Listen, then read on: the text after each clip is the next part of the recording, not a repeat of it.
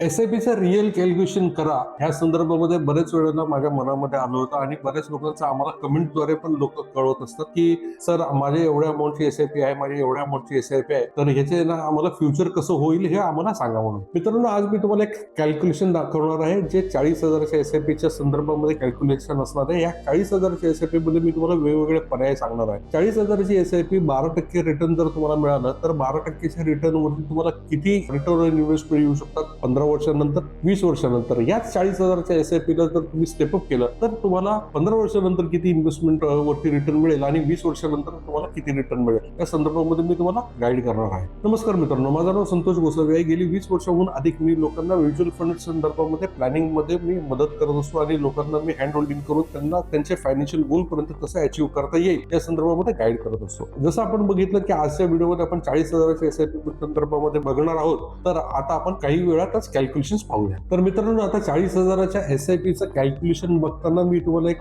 Disclaimer म्हणून सांगतो की आज आपण जे कॅल्क्युलेशन पाहणार आहोत हे सगळेच्या सगळे कॅल्क्युलेशन आतापर्यंतचे मिळालेले रिटर्न्स हे हिस्टॉरिकल रिटर्न्सच्या हिशोबाच्या बेसिसवरती कॅल्क्युलेशन केलेले आहेत. हे सगळ्या ॲझम्पशन्स वरती कॅल्क्युलेशन केलेले आहेत. आता 40,000ची एस-आय-पी समजा 15 वर्षांसाठी गुंतवणूक केली तर आपण टोटल भरतो 72 लाख रुपये आणि याच 72 लाखाला जर आपल्याला 12% रिटर्न मिळाले 40,000च्या एस-आय-पी ला तर रिटर्न साधारण येतो आपल्याला 1,90,00,000 रुपये, जवळपास 2 कोटीच्या घरात. 40,000ची एस-आय-पी 20 वर्षांसाठी जर आपण गुंतवणूक केली तर आपण टोटल भरतो 96 लाख रुपये. 12%चा रिटर्न जर मिळाला तर आपल्याला टोटल मिळतात 3,60,00,000 रुपये आणि ह्याच गुंतवणुकीवरती जर आपल्याला 15%चा रिटर्न जर धरला तर साधारण येतात 5,30,00,000 रुपये. मित्रांनो, 15% रिटर्न 20 वर्षांच्या टेन्युअरसाठी अगदी सहज शक्य आहे आणि हे आतापर्यंतच्या हिस्टॉरिकल रिटर्न मध्ये पण प्रूव्ह झालेलं आहे. आता ह्याच्या व्यतिरिक्त तुम्ही काय पाहू शकता, तर तुम्ही ही जी गुंतवणूक आहे ना, ह्या गुंतवणुकीच्या पर्यायाला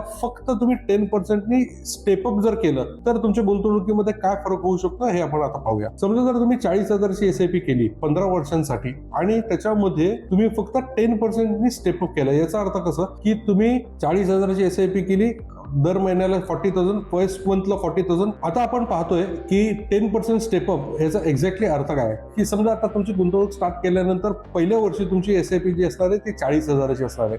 सबसिक्वेंट इयर त्याच्यानंतरच्या वर्षी काय असणार आहे ती 44,000ची होईल. त्याच्यानंतर 10% ती अमाऊंट वाढत जाणार, ती 48,000ची होईल. असं दरवर्षी तुमची 10% अमाऊंट वाढत जाईल. आता 40,000ची एस-आय-पी 15 वर्षांसाठी जर 10% स्टेपअपनी केलं तर आपण टोटल भरतो 1,52,00,000 रुपये आणि 12% रिटर्न जर त्याच्यावरती मिळाला तर आपल्याला साधारण मिळतात 3,30,00,000 रुपये. आणि चौथा जो ऑप्शन आहे तो ऑप्शन आहे 40,000ची एस-आय-पी 20 वर्षांसाठी आपण करतोय, 10%नी स्टेपअप करतोय दरवर्षी. जसं मी आधी सांगितलं तसं पहिल्या वर्षी 40,000, दुसऱ्या वर्षी 44,000, असं 10% ती अमाऊंट वाढत जाते. तर आपण 20 वर्षांसाठी जर हे केलं तर 20 वर्षांसाठी आपण टोटल भरतो 2,75,00,000 रुपये. 12%चं जर रिटर्न धरला तर ह्याच्यामध्ये मिळतात आपल्याला 7,45,00,000 रुपये, म्हणजे जवळपास 7.5 करोड धरायला हरकत नाही. आणि जर आपल्याला ह्याच गुंतवणुकीवरती 15% रिटर्न जर आला तर टोटल आपल्याला मिळतात साधारण 9,98,00,000 रुपये, म्हणजे जवळपास 10 करोड. मित्रांनो, पाहिलं,